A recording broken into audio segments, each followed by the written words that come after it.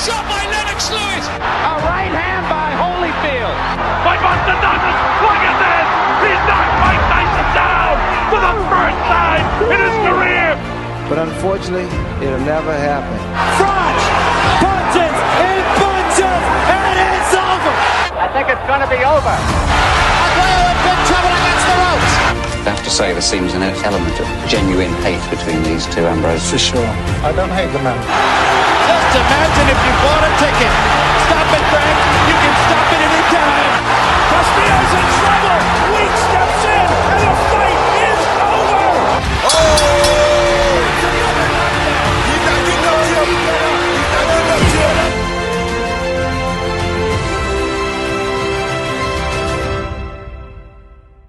Welcome back to the after show, and I'm joined by Luca. You're back on this week's after show for the tale of Liston versus Clay. What a tale it was. A really long episode for everybody that's been listening to the series. It's the longest one so far, but I don't think it's the longest one yet to come. There is other episodes that are coming in the season that are going to be slightly longer, with some new stories that you might have not heard before. But this was one that we wanted to include for the season, Lukey, where, you know, I know it's been told so many times, these tales of Liston, Clay, Liston, Ali, the Phantom Punch, you know, the solution in Muhammad Ali's eyes, all the theories, all the conspiracies surrounding it. But we felt like we wanted to do a complete justice to these two fighters that will always go hand in hand with one another. And I really enjoyed putting this together, and I'm interested to know, because I haven't asked for your thoughts yet, what your thoughts are initially on this episode. I think it's the first modern fight. Like, this fight doesn't get old. And what I mean by that is, like, not the result. It's like we got conspiracy theories like we get with Jake Paul now. Like, that's what we get here. We've got kind of the birth of a superstar like we got with Conor. Like, I was thinking in the car how Muhammad Ali's knockout of Sonny Liston isn't a bit of that what made us fall in love with Conor McGregor, him being a sizable underdog and calling his shot. It's like a lot of the elements that made up this story are why we're involved in boxing. And I think it's a truly timeless thing that, whether we want to believe or not, this is a type of story that we always gravitate back to, because it has the good, the bad, and the ugly of boxing wrapped all in one. And I think that's a really good way of assessing how this tale lives on through different people, different scenarios, whether it be boxing, whether it be UFC, whether it be different sports. This type of tale lives on forever. It's a timeless tale, because, you know, these were two guys. You had the young upstart in Cassius Clay, you had the guy who was very feared in Sonny Liston, and nobody expected Cassius Clay at that point to do what he did and to beat Sonny Liston. Sonny Liston was a formidable fighter, and a lot of people still today, including Mike Tyson, look at him as one of the greatest heavyweights of all time. He might not feature predominantly in people's top tens, understandably so. However, he does feature in a lot of lists that people put out there, the ESPN list, the Ring Magazine list, all them types of lists that go out there. Sonny Liston always features in that because of how formidable he was at this moment in time. I mean, you look at the sound bites that were in the episode, you hear about how most of the bookies, most of the people that were being asked about the fight, who's going to win, pretty much everybody was saying Sonny Liston. Nobody was giving Cassius Clay a chance in that first fight. So it was really great to put everything into context about how this first fight in particular was built up, and trying to make people of this generation understand that you've seen this, as you rightly said, Lukey, you've seen this before in the modern world, in the modern era, like the likes of Conor McGregor. You know, you've seen this before, but to hear it again and to hear it in a completely different context was something we were really happy to be putting together. And I'm interested to know, like, when you've listened back and obviously took yourself back into that moment and assessed how things were at that point in time, do you think that, you know, this moment in time was... Well, it's probably a stupid question, to be honest, and I'm probably going to get a great answer from you as always, but I feel like this moment, it was a moment in time, it lives in boxing folklore, and for better or for worse, these two fighters will always be tied to one another. Well, I agree with that. And I think that, like, on a deeper level, like, it's like what at one point you and me met, and now we do a podcast reaction, and that's always going to live with me, because it's like, now I've got a friend in the UK and we have conversations about boxing, and that's a special point for me. We always have these special points. And it's like, Sonny Liston is an anomaly to me in boxing, because I didn't know his backstory about serving time and learning to basically box in prison or something to that extent. What I knew about Sonny Liston is everyone from that era feared this. And it's like, I can't imagine to truly understand and look at that guy and understand how feared he was because of the result of Ali. So it's like, the hard part about this is Ali basically took Liston's legacy, and that became Ali. It's hard for me, not living through it, to understand what Liston was, because Ali slayed the giant. And that's like where, when they get attached, that's kind of like the ugly part for me, is Liston is probably a top 10 heavyweight, but we discredit him because we don't look at the Floyd Pattersons as the top 10 heavyweights. We don't look at the guys from that era as the greats, and we look at Ali and go, man, he didn't beat Ali, you know? Yeah. And that is, I think, what people detract away from his legacy. He becomes the world heavyweight champion, destroying Floyd Patterson, the same Floyd Patterson who had great fights with Ingemar Johansson. And yeah, okay, he was a cruiserweight. You look at him now in this era, he would be a cruiserweight, he wouldn't be a heavyweight. However, for his time, he was a really good fighter. He held a record of the youngest ever heavyweight champion up until 1986, until Mike Tyson beats Trevor Burbeck. So, you know, Floyd Patterson was no mug. Floyd Patterson was one of the greats of his era. However, Sonny Liston didn't make him look that way. Sonny Liston dispatched of him so easily in both of their fights, which is what made Sonny Liston's reputation even more great. And then you get Cassius Clay at the time, as he was known, who comes there and he's winding him up and he's trying to get under his skin. He wants this fight. He feels like he can beat him. But deep down inside, when you look back at the stories and you hear the accounts of what was going on, you know that deep down, Cassius Clay had that fear factor in him. But I think it was that fear factor that he thrived off, which took him through this fight and which led him to go on to beat Sonny Liston in the first fight, in what was obviously a normal fight. The second fight is something we'll come on to because of the conspiracy surrounding it. But there was conspiracy in that first fight as well. There's still conspiracy about it now, about the fact that apparently some solution was put onto the gloves of Sonny Liston, which was purposely rubbed into the eyes of Cassius Clay / Ali at the time.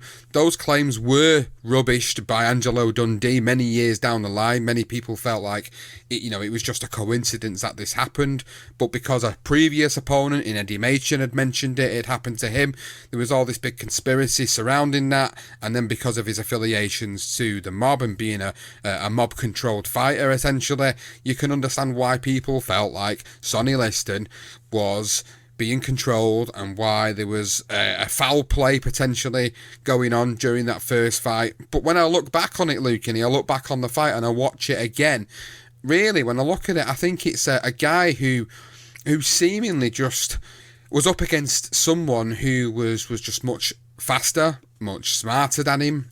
You know, someone that Sonny Liston had never faced before. Sonny Liston wasn't able to put that intimidation factor onto him. And because of that, Muhammad Ali, at the time, was able to overcome the adversity he went through and was able to go on and grind him down and get that victory.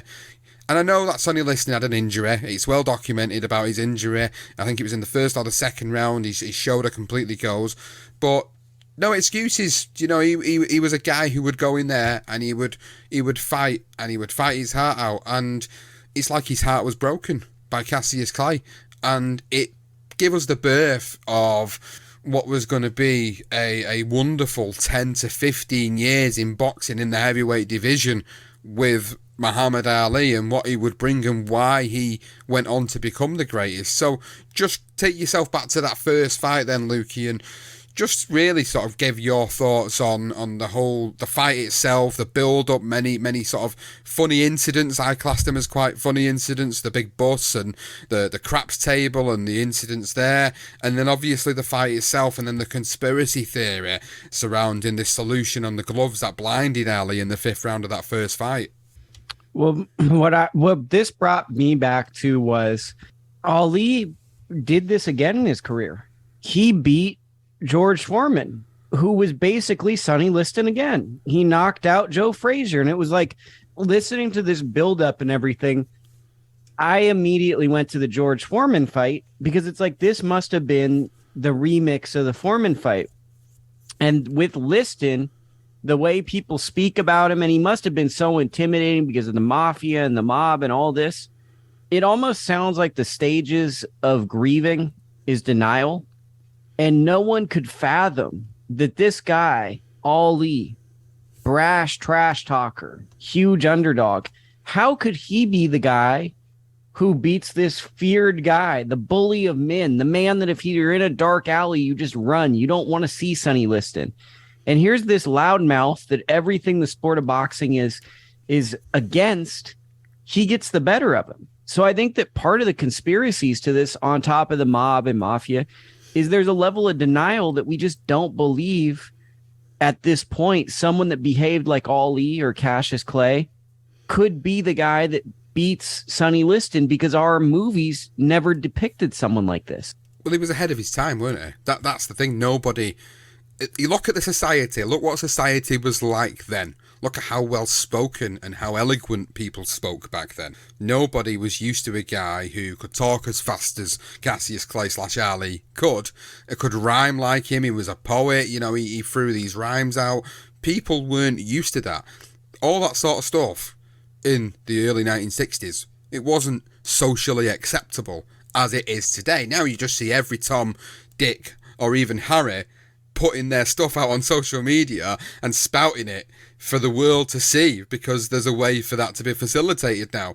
Back then, none of this was there, and people didn't speak the way we speak today. The society wasn't as it is today, and it was so much different. So this guy stood out like a sore thumb, because nobody looked at him and thought, this is the next heavyweight champion of the world. They looked at him and thought, I can't stand this man. I can't stand his mouth. I can't stand the way he speaks. In some harsh realities, some people might have even looked at him and gone, I don't like the way he looks. Whether that be because of the colour of his skin, or whether that just be because of how he looks. But that was the time. That was the era that the people there were living in. So because of society and how that changed, or how that was changing with all these different revolutions that was going on, it's like he came along at the right time. And whilst it wasn't socially acceptable to be the way he was, I think his personality, his charisma, it rubbed off on people. And as time went on, following the Liston fights, people started to sort of endear to him and understand that there was a social change coming. So I think it does run a little bit deeper than just the fights themselves and the build-up and the aftermath. It runs deeper because of how society was. I mean, it reminds me of the Bob Dylan song, The Times They Are A-Changin'. Like, Ali is kind of like the symbol of that song, like, we are the change. And I think that what's interesting about this fight, we get these type of fights now, but there's a level of virtue in movies and boxing where we want the good guy to be a good shooter. And I heard this from a movie criticism podcast that was citing Roger Ebert, where it's like, the good guy has to be the marksman. The bad guy can't be the marksman at a certain point in the movie, because we want good virtue, good work ethic to be rewarded. It's something fulfilling in narrative arcs. You look at this, you've got Muhammad Ali, then Cassius Clay. He's a controversial figure. Speaking of change, a revolutionary in many ways. You got Sonny Liston, who's basically being labeled a lot of racist terms that wouldn't be appropriate now, such as a gorilla. We can't call a fearsome big black boxer now a gorilla. That would be very, very racially insensitive. Neither guy was coming out in America to the broad reach of people in the era of Joe DiMaggio and all these, where there were cultural sporting icons. Neither of these guys kind of embodied the quote unquote American virtue to be like, okay, this is the clear good guy, this is the clear bad guy. It was a fight between two complicated figures. It's like in another sporting, and you're not from here, but hopefully you know who LeBron James is. LeBron James, great basketball player. He's a complicated figure. I like some parts of him and I don't like some of him. I feel like this is one of the first fights that dealt with like two complicated people rather than it just basically being like, here's the guy you should cheer for, here's the guy who's fearsome who might win. So going back to that issue with the solution on the gloves and how Cassius Clay even said, I felt like there was a foul play going on in the aftermath, even though he'd won the fight. He called that stuff out in interviews in post-fight. But having had the chance to listen to all the information, the factual information that's been presented, genuinely, what do you think? Do you think that was a ploy from Liston's corner? Or do you think it was just genuinely an accident being in the corner and how these things can happen? Like with Vaseline now, how Vaseline can be splodged on a fighter and too much of it can be put on. Obviously, if you've got a good referee in there, they're going to notice it straight away and make the corner sort it out. But back then, this is completely different rules. Things were different. Do you think there's a conspiracy behind that, or do you think it was genuinely just an accident that happened which led to that adversity which Cassius Clay then overcome? I mean, I hate to say it, but being in boxing so long, I don't think that there's such things as coincidences a lot of times in boxing. My gut feeling says that this is probably one of these this is an era where corruption would be much more relevant. Like there was less governing of the sport of boxing. So I'm not saying that's what I believe, but I'd say that's more believable in this era, given who the participants are. Yeah, I can understand that. I mean, I suppose I went off what Angelo Dundee said years later. Him being in the opposing corner, he seemed to rubbish them claims years after the fact. So, you try to listen to the words of the people that were there, and that's what we did, and that's kind of why we formed our opinion of, okay, maybe initially we thought it could have been a conspiracy, and it could have been foul play. However, when someone's in the opposing corner, when someone who's well-renowned, as one of the world's greatest trainers, says that this wasn't on purpose, this was an accident. And I suppose, who am I to tell them differently? And that's the way I kind of looked at it. I thought, who am I to question the words of a man who had been in the ring and been around that era, who since left this earth? How can I challenge somebody like that? I don't feel like I can. I don't feel like I'm in the position to challenge that. So I think ultimately we can have our conspiracy theories around it. Was it a problem? Was it a foul play? Whatever you want to say about it. But ultimately, for me, I form my opinion that I think it was an accident. Other people will argue otherwise, but this is the beauty of the conspiracy theory, is that there's always going to be different angles to one particular argument, which is why it's so good to be able to talk about these things and express them and let people have their say about what they think happened. But Lukey, it's not the only conspiracy surrounding these two fighters. We move off that first fight now and we move into the second fight, and I think one of the things I took away from the lead up to the second fight between the talk about the whole Phantom Punch issue and all the conspiracies surrounding that was I felt quite sorry for Sonny Liston, because doing his career profile, doing a darker side of boxing on him, like me and Johnston have done, we feel like we've done a bit of a complete package on the guy. So we feel like we know this guy better than most boxing fans do. So looking back on the way things was going for him in his life, I felt quite sad for him that in the lead up to the rematch, because Ali gets a hernia and has to have the operation, it postpones the fight. And by everybody who was around, by their accounts, Sonny Liston was in the best shape of his career. People believe that if he would have gone into the original rescheduled date, that Sonny Liston might have actually beaten Muhammad Ali.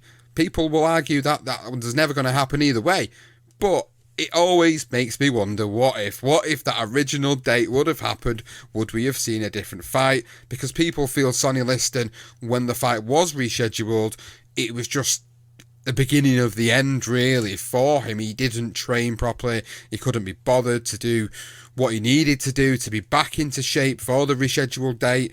And ultimately, when we talk about conspiracies, this is one of the greatest conspiracies in not just boxing, but in sports history. Well, I mean, you touched on so many different things, and I want to obviously touch on a few things when I answer all these things. Is one, just to be devil's advocate, there's a fighter who faced a fighter I know. I'm nearly positive he cheated, and I'll never say that publicly, just because I just feel like when Dundee says that, I'm like, I've been in those same boots, and you don't want to call someone out, but you always have those sneaking suspicions. And freak, what did you want me to answer? I just wanted to say that. So now ask me the question again, because I totally was a terrible co-host. Well, what we're going back to here, we've talked about the lead up to the second fight and how it was originally scheduled for a day. Ali gets a hernia, has to have an operation. I gotcha. So I look at this as Sonny Liston, I view as modern composite Dillian White. And it's Dillian White seems to me like a guy that can't get multiple dates and stay focused.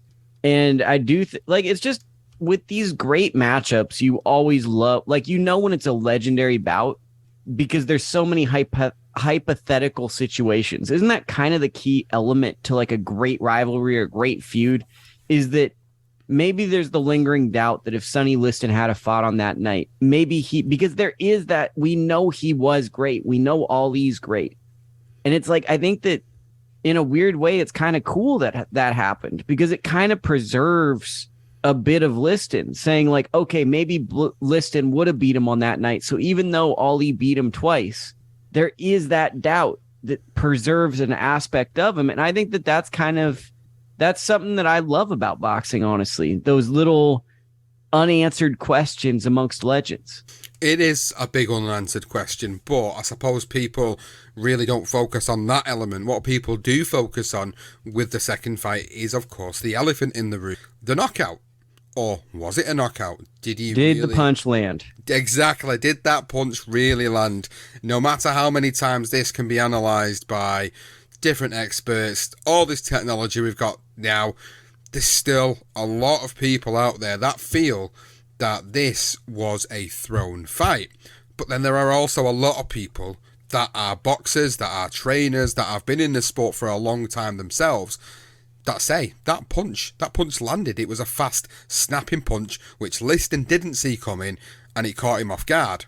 Johnston's argument in the episode was that really, if that punch landed, okay, fair enough, but the way he was rolling around on the floor afterwards, the way he was sort of struggling to get back up, we'd seen in previous fights before he got in the ring with Muhammad Ali that he'd taken much, much harder blows straight on from bigger guys that were more powerful punchers, arguably, than Muhammad Ali, and yet he took them and he ate them up, no problem. But yet this sort of glancing looking blow, yes, okay, it looks fast and it catches him off guard maybe, but really, did that really knock him out, or was this a thrown fight? Really interested to hear your opinion and your take from both sides on this. Well, I'm going to start with a story, and this is one of the most pivotal fights in my life, because in 2003, 2004, I was in college and I was looking for new hobbies, right? I'd been skateboarding and I'd liked boxing a lot, but then YouTube had come along. So it might have been 2005 maybe. So YouTube just existed. So I just found YouTube, and YouTube was so new, I had to bookmark it on the computer at this job because I didn't remember the name of the site. I'm like, what is the site? So Google just had bought it up, and my boss would give me, watch Prince Nazim, watch Roy Jones, watch this guy in the UFC, Andrei Arlovsky. Those are my guys. And I'm like, screw that. I want to watch Ali. I never had gotten to see Ali on my own terms, just obsess. And I remember pulling up this knockout and my boss going, that's the most famous knockout in the whole world. Why do you want to watch that? And I go, well, I want to watch greatness. And I guess what I say is, Ali means so much to me. Whatever happened is inconsequential. I choose to believe it was a knockout because I look at Ali's career from the beginning to the end, and it fits with what he did. This is not an anomaly to me. That being said, there's always going to be a red flag around this fight because Sonny Liston had ties to the mob, and the mob is sketchy. So I am of the opinion from the episode that I think I agree with you, and I've always kind of changed my stance on a few separate occasions, but I think ultimately doing so much on both fighters, in particular more on Liston than we have on Ali, I think doing all the stuff we've done on Sonny Liston, I kind of felt that maybe this was just being caught cold, and that he wasn't able to recover. Not to mention the chaos that was going on in the ring at the time as well. You got to remember the referee at the time, Jersey Joe Walcott. He was absolutely he couldn't control what was going on. He's trying to control Ali, the timekeeper, everything was just going in all different directions, and ultimately at the end of it you see Liston get up and he looks like he's ready to fight, but he'd already been counted out at this point. So the arguments are that he took a dive because he still had his faculties intact. A lot of people believe that. A lot of people believe he got his faculties intact. He took a dive. He got paid for that dive. But if you've listened to our episodes, then you'll know that that wasn't actually the case with him, and the issues he had with the mob were much deeper rooted than what it appears on the surface. So for us, we had our sort of back and forth about what we ultimately think about it. I think Johnston sort of still seems to feel there was an element of foul play there. However, I kind of feel like, looking back on it so many different times, I feel like actually, he was just caught cold. It was as simple as that. He got caught cold. He weren't able to recover. There was so much chaos going on, at the ring, in the ring, at the side of the ring, that I think he possibly just misjudged getting up. Like, it happens. You've seen it in boxing. It happens. The fighter thinks he's getting up at the count of 6, 7, 8. Before he knows it, it's 10, and he's been counted out, and he doesn't realise, even though he looks like he's ready to continue, he's just misjudged the situation. And I think that's possibly what happened. But the beauty of this whole tale is that we're never, ever, ever going to truly know. And I think that's what makes it great, right? It's like the greatest argument to ever have in a good way. And if anyone ever wants to tell me about how boxers need to be judges or referees, definitely go watch this fight. And that's like a prime example of maybe we should just get people who are qualified, because like that didn't help things when that was occurring. But I think the big thing that I look at with this is Ali went up in his career. The trajectory went up. And I think the other thing that hurts is like the way Sonny Liston kind of suspiciously passed away. I think that those things, like the Liston death, will always make people go, well, there's some form of conspiracy because look at how Sonny Liston died. And they won't look at a rhyme or reason at anything else. They'll just look at that. But for me personally, this is not just a one moment in Ali's career. Ali had several mites where he defied the odds. So me personally, I look at history and I go, well, Ali had a bunch of these fights where they didn't make sense, whether it's Joe Frazier, whether it's George Foreman. Like, I personally choose to believe Ali landed the punch just because, I mean, it kind of ruins a bit of the mystique of the fight if it's fixed for me. That's the thing, isn't it? That for us, that is the thing. It's like you've got to. That's why my opinion changes so much. Is because one minute I look at it and I think, you know what, I'm settled with my opinion that I genuinely believe this was a punch that landed. He misjudged the situation and he got counted out.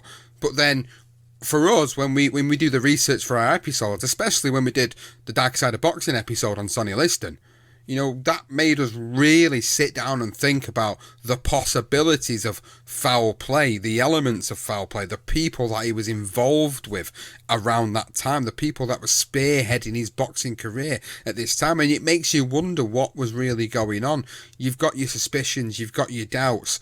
And that is why I think, like, not truly knowing the answer to this question is in some ways a wonderful thing, because it leaves people who find boxing later on down the line, it leaves them to be able to sit and continue this debate on forever, because this debate will probably live on way past when me and you are gone, because people that find this moment in time and find these two names that's synonymous with each will get to sit back and look at it. And anyone that comes into the sport relatively new, who does all the research and actually starts to look into things as deep as what we do for our episodes, then you start to see where the contrasting arguments can come from. So it creates a I love it. It's a wonderful debate, and it will continue to be a wonderful debate forever, because you're never really going to truly know. You're never truly going to know. You can have your opinion on it, but being realistic, we're never going to truly know whether or not it was just a situation where Sonny mistimed everything, misjudged everything, he was genuinely hurt, etc., or whether it was foul play. And that was that. We're never going to know it, and I think that's the beauty of that particular fight. And for me, the whole tale surrounding the two of them it's just the start, isn't it? Like you said, it's just the start of Muhammad Ali's career. You look at the fights he has, I look at the significance. Sonny Liston, significant moments. Joe Frazier, significant moments. George Foreman, significant moments. Even at the back end of his career, when it was horrible to watch him in the ring against the likes of Larry Holmes and Trevor Burbick. Significant moments, because it is a complete journey from start to finish. The moment he becomes champion, the moment he defies the odds, the moment he's then able to completely come back from exile and defy the odds once more, becoming heavyweight champion of the world once again, going into that same situation 10 years later against George Foreman in the Rumble in the Jungle. It just truly reaffirms my opinion that Muhammad Ali is the greatest fighter, one of the greatest sportsmen that we've ever seen. I also think that the fact that the Liston story was so relevant in pop culture, like I know video games have told this story, I know TV shows have told this story, maybe not citing them, but it's a story that I feel like has been perpetuated and retold in many cinematic elements as a story of boxing corruption. Doesn't help, like, if you believe the fight was real. It doesn't, and that's the problem, is you're going to get people that are going to look at it from that angle. You know, we looked at it from that angle. We did it for the Dark Side of Boxing. That's the whole point of that show, is to look at it from an angle of what was going on in his life, all the crimes, the issues, the jail, the time in prison, boxing in prison, being affiliated with the mob, who they were, what they were up to, the context behind it all. We genuinely tried to put that whole context together, whereas, like you say, you get your documentaries that come out about Sonny Liston's life and his death, and it is kind of really narrow-minded in the sense that it is always aimed at that one particular focal point of his life, as opposed to trying to provide the context to everything, which is why we enjoy doing what we do, is because we try to put an argument to every single side of the story so that people are left to make their own choices and form their own opinions about what they think really happened. Yeah, I mean, I think that we live in a world where you could tell someone that the earth isn't flat and someone will still go, yeah, but I got this buddy and he found a photo and it looks like the earth falls off a cliff. So we live in a world where no matter what you say, there's still going to be someone that has that. And this is like one of the first origin stories of whatever you say to someone on this story, people are going to have a positive or a negative belief that it can't be changed. And you and me are the same. We want to believe Ali is great. We don't want this fight to be fixed. And it's going to be hard to change my opinion because that's kind of just what I want. And that is it. It's all about interpretation and perception. And ultimately, that's what this episode, the tale of Liston versus Clay, has been about. It's about creating the perception for people, letting people make their own informed choice about what they think happened with the fights and everything surrounding it, whilst also providing the stories that surrounded it, which is why, again, we love doing it. We love doing the shows because we know that we like to think that people get a full and complete story rather than just a sort of a one-trick, narrow-minded version of events. You know, we try to do it as unbiased as absolute possible so that people can make their own choices about it. Ultimately, we thoroughly enjoy doing it. We feel like we've wrapped up Sonny Liston in terms of what we do for our podcast. We feel like there is possibly nothing else we could do on him now about his stories. So everybody that's listened to us will have heard everything about Sonny Liston that we could possibly dig up from the archives and from the newspaper articles. So for us, it'll all be about focusing on Muhammad Ali in the future and doing some more stuff with him, because there's a lot more to tell that we haven't already told. Ultimately, a final summary statement then about the tale of Liston versus Clay. Over to you. It's the most ultimate box. No, that's a terrible way of grammar. This is the pinnacle of boxing stories. It's the good, it's the bad, and it's the flat out insane. And it pretty much sums up why we love the sport. And with that in mind, that is the end of our episode. So thank you, Lukey, as always, for coming on, providing your wonderful insight into this episode, the tale of Sonny Liston versus Cassius Clay. For everybody else, thank you as always for listening to the main show and for tuning into the after show. We appreciate you. We feel the love. Make sure you let us know what your thoughts are on our opinions in the after show. Make sure you leave a comment on all the socials. You can find us at Twitter at Legend Night Pod or the BTR Boxing Podcast Network, Facebook, YouTube, Instagram pages. Make sure you're subscribing to us on there. Make sure you go and check out Lukey on ITR Boxing's YouTube channel and at Lukey Boxing on Twitter.